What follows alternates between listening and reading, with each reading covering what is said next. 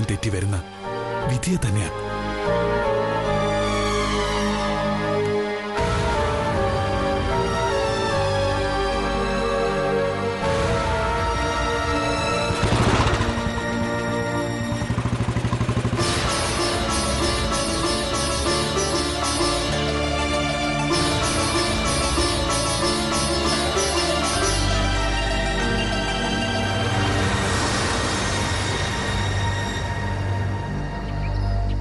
Sir നാട്ടിലുണ്ടായിട്ടും എനിക്ക് സാറിനരികിൽ എത്താൻ പറ്റാത്തതിന്റെ പരിഭവം ഉണ്ടായിരുന്നു ജയന്തി സാറിന്റെ സംസാരത്തില്. കള്ളം പറയുന്നതിന്റെ പതർച്ച ഉണ്ടായിരുന്നെങ്കിലും തൽക്കാലം ഒന്നും അറിയിക്കാതെ രക്ഷപ്പെട്ടു. എങ്കിലും ജയന്തി സാറിന്റെ ഭാഗത്തുനിന്ന് അന്വേഷണം ഉണ്ടാവും. എത്രയായാലും അമ്മയല്ലേ. അപ്പോ മകളെ തേടി വരാതിരിക്കോ? നില മെച്ചപ്പെടുന്നതുവരെ സത്യം ഉള്ളിൽ തന്നെ ഇരിക്കട്ടെ. ശാലിനിയുടെ ഒരു വിവരവും ജയന്തിയോട് പറയണ്ട. ജയന്തി അമ്മയാണെന്ന് ശാലിനി അറിയിക്കുകയും വേണ്ട. എന്നാലും ആ അമ്മ മുന്നിലേക്ക് വരും സർ. ആകാംക്ഷയോട് അന്വേഷിക്കും എന്തെങ്കിലും വിവരം കിട്ടിയോന്ന്. സാറും മാക്സിമം മറഞ്ഞു നടക്കാൻ ശ്രമിച്ചോളണം. കണ്ട പരിസരം മറന്ന് പെരുമാറാനും മടിക്കില്ല.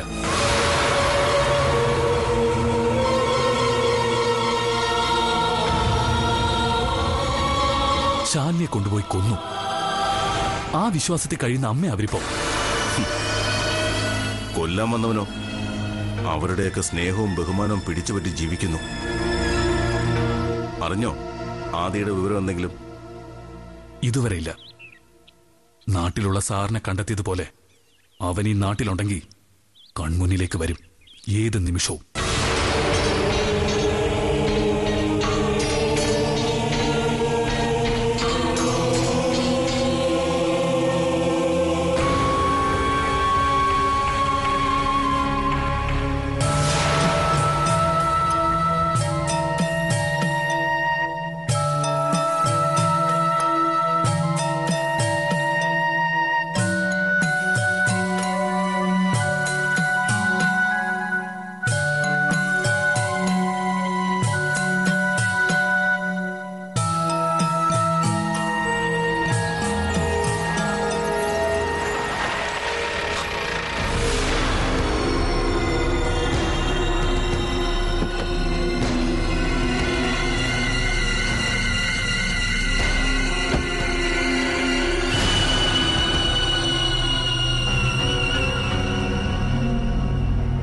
എന്താ മോളെ, എന്തെങ്കിലും പ്രശ്നമുണ്ടോ?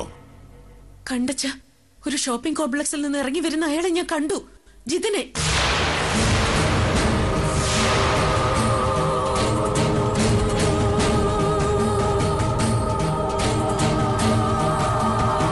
അടുത്തേക്ക് പാഞ്ഞു ചെന്നപ്പോഴേക്കും അയാൾ കാറിൽ കയറി പോയി കഴിഞ്ഞിരുന്നു. അവനപ്പോ ഈ നഗരത്തിൽ തന്നെ കിടന്ന് കറങ്ങുകയാണ്. വിവരം ഞാൻ രുദ്രനെ ധരിപ്പിച്ചിട്ടുണ്ട്. എങ്കിലും അച്ഛനും അയാളെ കുറിച്ചൊരു അന്വേഷണം നടത്തണം. സാഹിത്യ ലോകത്തെ സുഹൃത്തുക്കളോട് അന്വേഷിച്ച ഫലം കാണുമെന്ന് തോന്നുന്നു. അവൻ എല്ലാവരിൽ നിന്നും മറിഞ്ഞു കിടക്കുന്ന മായാവിയല്ലേ. അതുകൊണ്ട് അത്ര പെട്ടെന്ന് ആർക്കും അവനെ കുറിച്ചൊരു അറിവ് ഉണ്ടാവില്ല. ഇപ്പൊ ഞാൻ കാണാൻ ആഗ്രഹിക്കാത്ത ആള് മുന്നിലെത്തണേന്ന് പ്രാർത്ഥിക്കുക ഞാൻ. അയാളിലൂടെ അല്ലാതെ ശാലിനിക്ക് അടുത്തെത്താൻ നമുക്ക് കഴിയില്ല. എന്നാ ചെല്ല്, അയാളെ കണ്ടെത്ത്. എന്നിട്ട് ശാലിനിക്ക് അരികിലെത്ത്. എന്നിട്ട് അവർക്കൊപ്പം താമസം തുടങ്ങിക്കോ.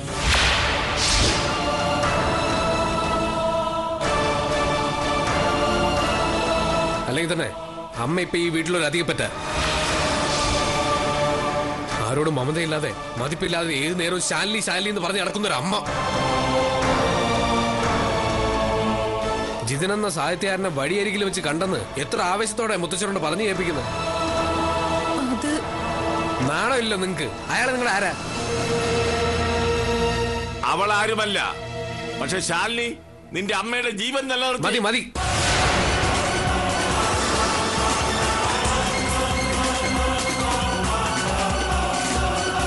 ആ കഥ മറ്റെല്ലാരെയും പോലെ എനിക്കും അറിയാം. അതിന് പറഞ്ഞു പറഞ്ഞ് അതിന്റെ മഹിമ നഷ്ടപ്പെടുത്തണ്ട.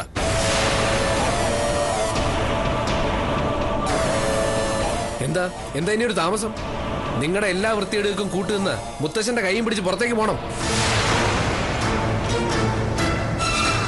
എന്നിട്ട് അന്വേഷണം ആരംഭിക്കണം. ജിതനെയും ശാലിനെയും കണ്ടെത്തിയിട്ട് ആ അന്വേഷണം അവസാനിപ്പിച്ചാൽ മതി. ചെല്ല്.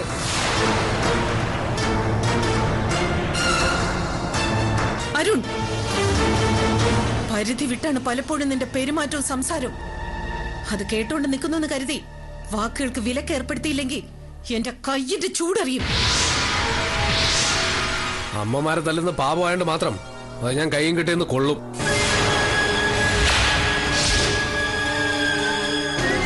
എങ്കിലും വാക്കുകൾക്ക് വിലക്കേർപ്പെടുത്തുമെന്ന് കരുതണ്ട. എനിക്ക് പറയാനുള്ളത് ഞാൻ വെട്ടി തുറന്ന് പറയുക തന്നെ ചെയ്യും. അരുൺ, എന്താ എന്താ നിന്റെ മനസ്സിൽ? എന്നെ പ്രസവിച്ച അമ്മയോട് തീർത്താ തീരാത്ത വെറുപ്പ്, അത്ര തന്നെ.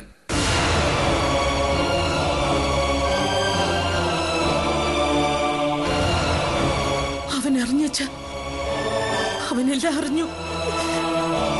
ഇല്ലെങ്കിൽ എന്നോട് ഇത്ര പരുഷമായിട്ട് സംസാരിക്കില്ല, എന്നെ ഇങ്ങനെ വെറുക്കില്ല. പിന്നെ ശാലിനി ശാലിനി എന്ന് പറഞ്ഞ് നീ ഇങ്ങനെ ബഹളം കൂട്ടിയ ആരായാലും വെറുത്തു പോവില്ലേ? അപ്പോ ജിതനെ ഞാൻ കണ്ടു എന്ന് പറഞ്ഞപ്പോ അച്ഛന്റെ മുഖത്തുണ്ടായ ആകാംക്ഷയോ? അന്നേരത്തെ പരാതി പറച്ചിലും ശാസനയൊന്നും ഉണ്ടായില്ലല്ലോ. എനിക്ക് എങ്ങനെയും പെരുമാറാം എന്നാ അതുപോലെയല്ല നിന്റെ കാര്യം. നിനക്ക് ചുറ്റിനും ഇപ്പോഴും കഥകൾ അറിയാത്ത പലരുമുണ്ട്. ഹൃദയാഘാതം എന്ന ഭർത്താവുണ്ട്. അവർക്കൊക്കെ വേണ്ടി നീ നിന്നെ നിയന്ത്രിച്ചേ മതിയാവൂ. നിനക്ക് പരിസരബോധം ഉണ്ടായേ മതിയാവൂ മോളെ.